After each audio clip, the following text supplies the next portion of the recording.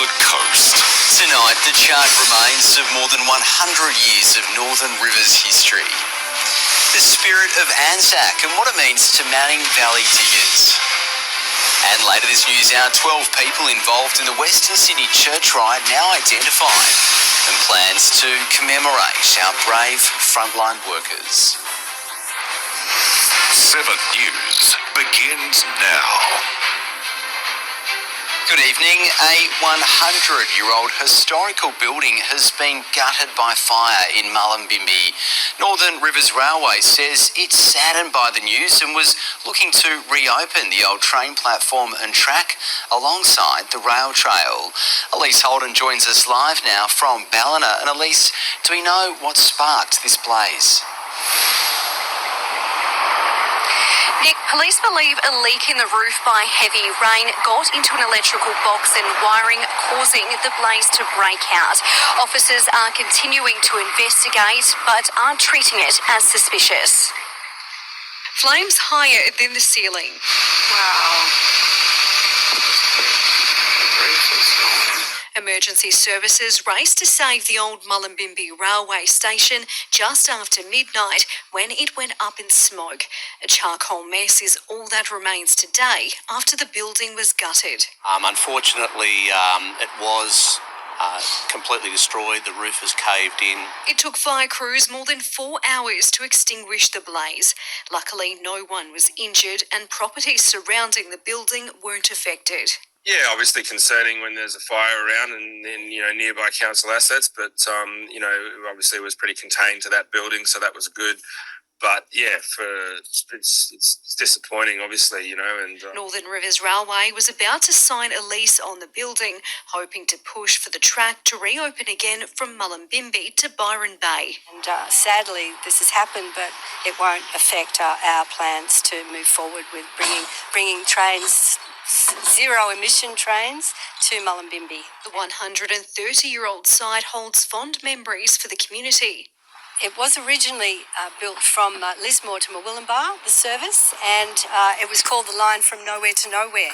Police are continuing to investigate the fire, but aren't treating it as suspicious. The heavy rain that we've experienced recently, it appears as though water's got through the ceiling and leaked into a circuit box that was inside the building.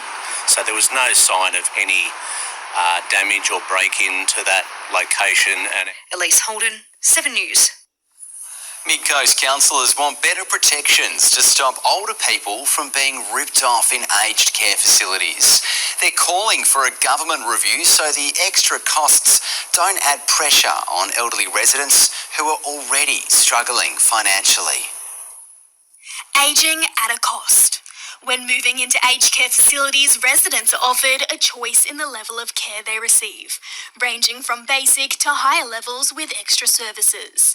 But a local financial advisor is concerned that these added expenses aren't strictly regulated across the board. The concern I have is that those fees aren't able to be unpacked. They're not saying, look, I will only charge you this much. They're taking the full package. He says that the complicated ways that these extra costs are calculated may result in economic hardship, noting that as a lower socioeconomic area with such a high elderly population, not having tighter regulations on the way these fees are devised will continue to impact the final years of life for many. They're now imposing additional service fees, quite often for things that the resident may not need. There's a case there where a person with dementia was charged a fee for using a remote control for Fox TV, which they can't operate. The federal member for Lyme says these are willing payments for those who want added luxuries included in their stays.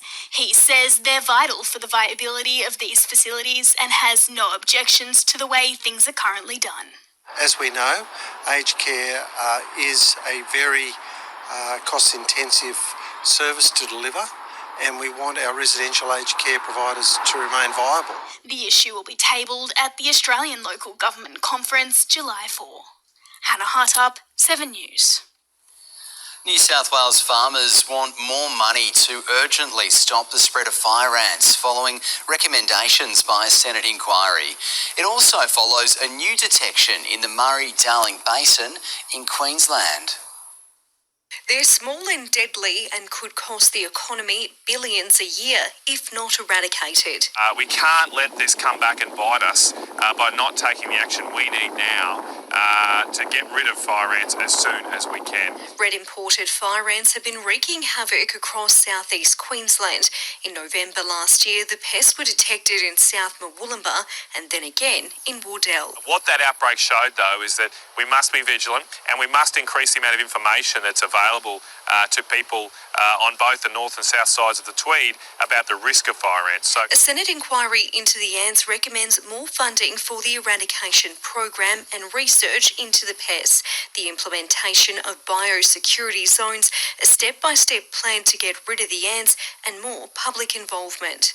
Weeks of the Senate inquiry being established, state and federal governments announced almost $600 million of more funding over 10 years. We think that the committee has sent a clear message. The government has now heard from farmers, environmentalists, economists, doctors, and a Senate committee. So the message is clear. We can't afford fire ants getting out of control. The aim is to rid the pests from the country for good by 2032, just in time for the Brisbane Olympics. Yeah, we absolutely don't want to be the country that gets a reputation for having a fire ant Olympics.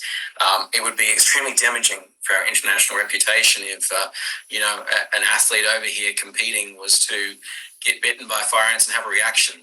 But New South Wales farmers say much more money needs to be allocated towards the program to achieve this timeline. We can't afford to keep doing this. It's not a state-by-state issue. These are national issues. Elise Holden, 7 News. When it comes to starting a new business, the North Coast is not scoring an A+. A new report lists Ballina, Port Macquarie and Coffs Harbour near the bottom of the list.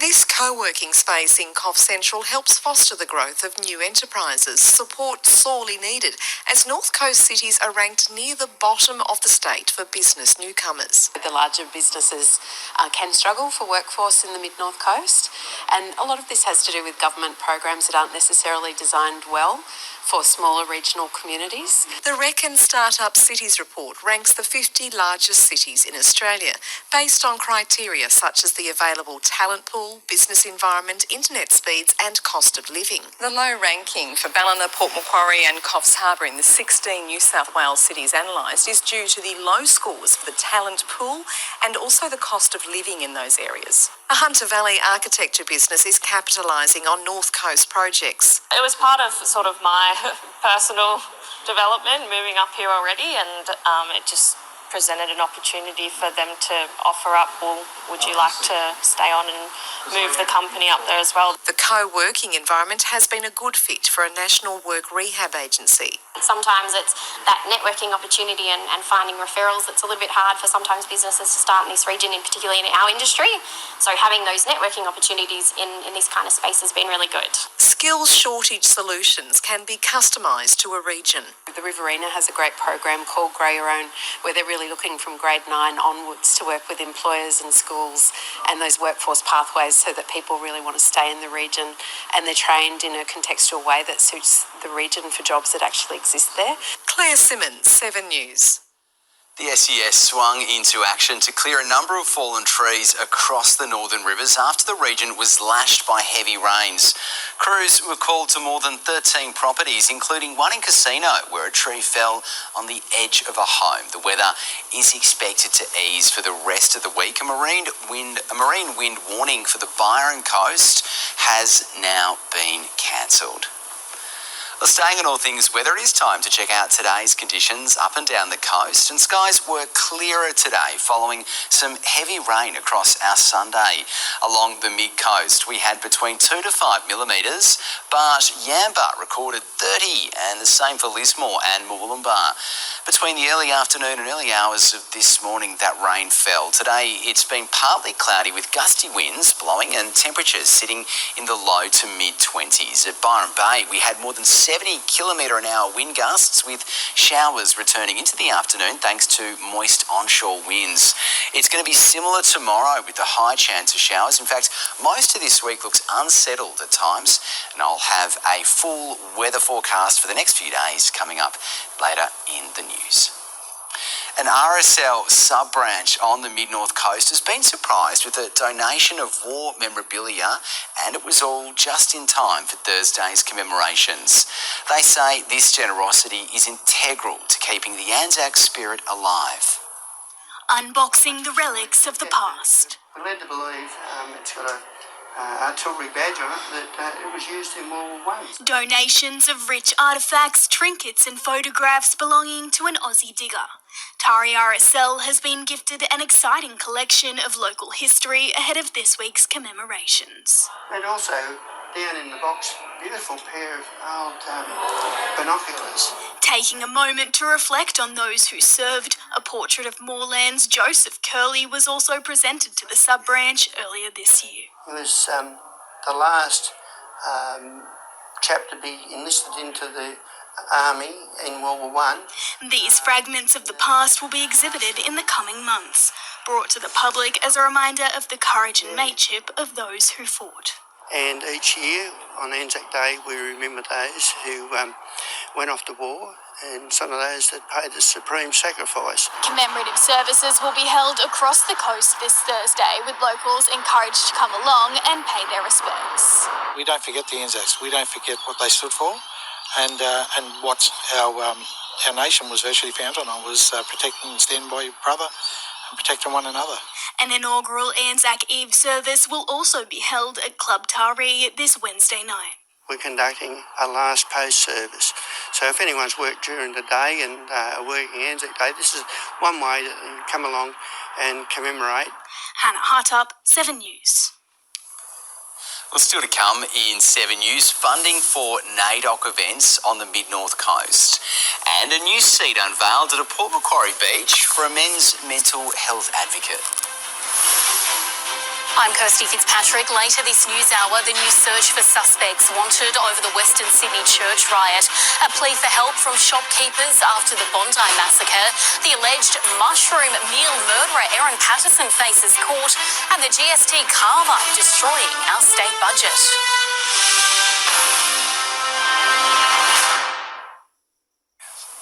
Welcome back. Of a valued member, the Port Macquarie community will live on. James Moyes' life, was tragically cut short in 2021, but now a permanent reminder of what he helped set up has been launched. A place to sit, reflect and lighten the load. It's just what James Moyer would have wanted.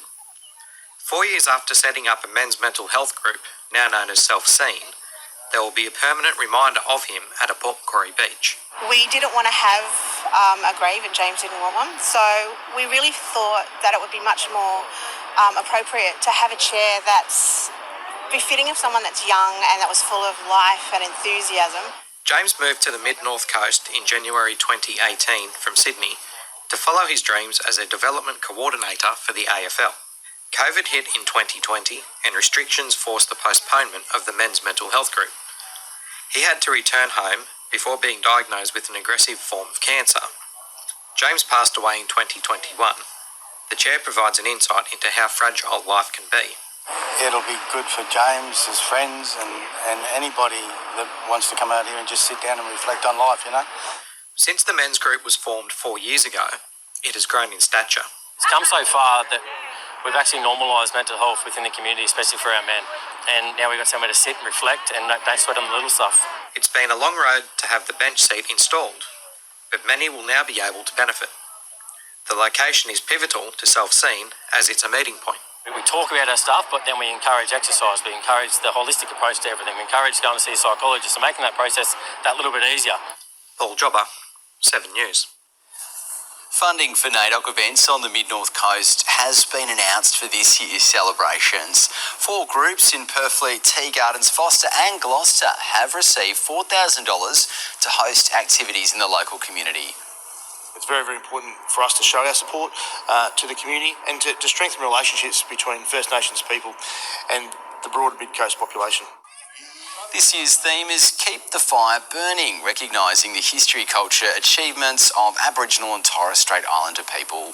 NAIDOC Week runs from July 7 until July the 14th.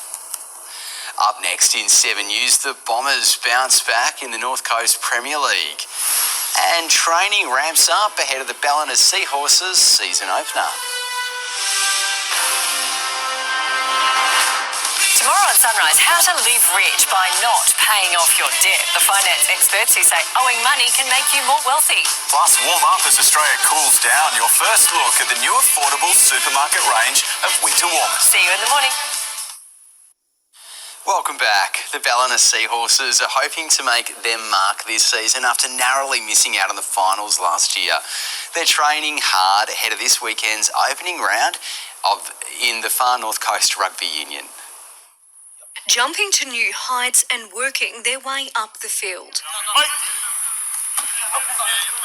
The Ballina Seahorses are throwing everything they've got into training in preparation for this weekend's game on home soil against Richmond Range. We've got a good, strong bunch of young blokes this year, so really looking forward to taking it to the front runners this year. I know I'm pretty confident in this, but yeah, they're a good team. They have a lot of big players. They'll be very strong. They'll be up for it. Very tough. Yeah. While their trial match against Byron Bay started off a little shaky, the team is hoping to put differences aside this season and work their way to the top. Yeah, discipline is a big thing for us, I think. The boys just need to sort of learn to keep themselves under control. I think otherwise it's going to just end up letting the whole team down in the long run with suspensions and stuff. So, with a new coach and captain leading the charge, the Seahorses are confident they can make the finals this year after narrowly missing out last season. It'd be great to make finals. We missed out just last year in the last round, but yeah, it'd be awesome to just go the whole way this year. Kai has been with the club for a long time as well, so just his leadership of the guys, they'll listen to what he's saying, and then Mick, because he's been here for everybody forever, they all know him and respect him. So they love the club, so they're just going to do anything they can for the club and rock up every time. So yeah, it'll be great. Elise Holden, 7 News. The Boambi Bombers are back on track after a stellar third round win in the men's North Coast Premier League. 2 late goals securing a win over Grafton Tigers. It was a must-win encounter for the newly reformed Boambi Bombers after 2 straight losses. Players slip-sliding their way through a scoreless first half, a series of chances squandered. Really muddy. It made it hard for both teams to play the football they wanted to play. The ball travelling from end to end, both sides failing to capitalise. Finally, 10 minutes out from full time, the Bombers shattered the stalemate.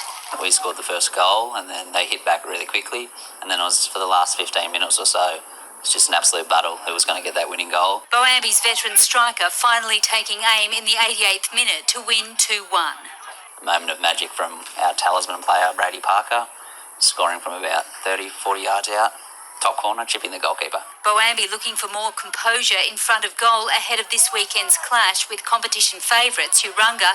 In the women's, Coff City United was too hot to handle for Sawtell. We're starting to connect and play some good combination plays, and we're really trying to work on our final third and moving the ball in there. Winger Georgia Sylvie, back from a knee injury, firing off a sensational hat-trick. The winger crossing over to the women's side after a baptism by fire, playing for the boys. The game's a lot quicker and you have to obviously be more physical and stronger in the game. Layla Oliver swooping in to plant a goal in the back corner. Coffs United's Hadia Aldaki topping it off with another brilliant strike, 6-0. Liz Penny, 7 News. Still to come in 7 News, early morning fog on the way for some parts. I'll have your local weather forecast next. And sunshine are forecast for much of New South Wales this week. A high pressure ridge is generating mostly stable weather with mild temperatures, but a cold front will start to move across the state on Wednesday, with temperatures dropping by 4 to 5 degrees in some parts. That frontal system will be accompanied by cold southwesterly winds. Along the coast, we could see some scattered showers thanks to onshore winds, but most of us will remain dry and clear for the coming week. To our Tuesday weather forecast tomorrow, some morning fog with some scattered showers, scattered showers across the day, I should say, around 1 to 3 millimetres at this stage. The highest chance of rain about the north. Light winds tending southeasterly and temperatures around the low to mid-20s. 24 in Coffs Harbour with a 70% chance of showers. Onto the waters, and seas around 1 to 1.5 metres, and our swell around 4 to 6 feet, with winds at 25 knots for Byron Bay and around 15 to 20 knots for Port Macquarie.